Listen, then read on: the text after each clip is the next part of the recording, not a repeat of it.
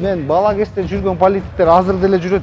Мына кички кезде көргөм мен жүргөн политиктер азыр деле жүрүшөт. Бирок эч кандай бир мындай өзгөрүү көргөн жокмун да, чынын айтканда. Өзгөрүү жок.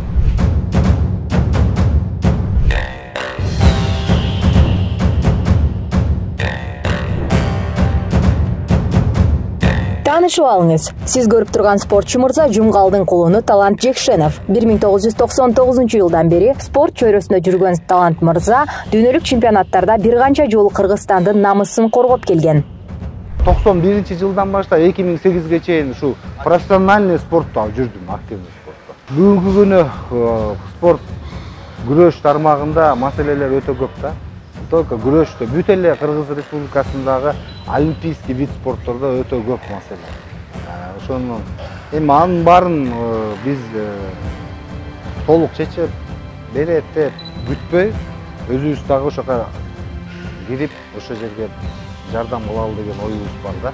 Талант Жекшенов бүгүнкү күндө Кыргыз күрөш федерациясында мүчө. Спорттун көйгөйлөрүн жеринен эч ким билбейт. Спортчуларыбызды мелдештерден утуп келген учурда гана эстеп калабыз. Башка убакта аларга көңүл бурган эч ким жок. Мелдештерге даярдоо маалында спортчуларга жакшылап кам көрүшүбүз зарыл. Алардын кийген формасы, ичкен витаминдери, машыгуу залдары, айлык акысы көп учурда көңүл сыртында калып жатканы мени өкүндүрөт, дейт. Ар тармактуу ишти алып барганга кудуретибиз жетет, Кудай буйруса. Өзүбүз юристпиз. Юридикалык закон чыгарган жагынан, андан тышкары эми айыл чарба, айылда өскөнбүз, биз жакшы билебиз. Айыл чарбаны өнүктүргөнгө не только спорт жактан, биздин ар тараптуу чыгыбыбыз бар, ар тарапчылыкты колдонууга биздин энергиябыз дагы жетет, акылыбыз дагы жетет, ошол ишти алып барганга умтулам деп ойлойм да, чын жүрөктөн.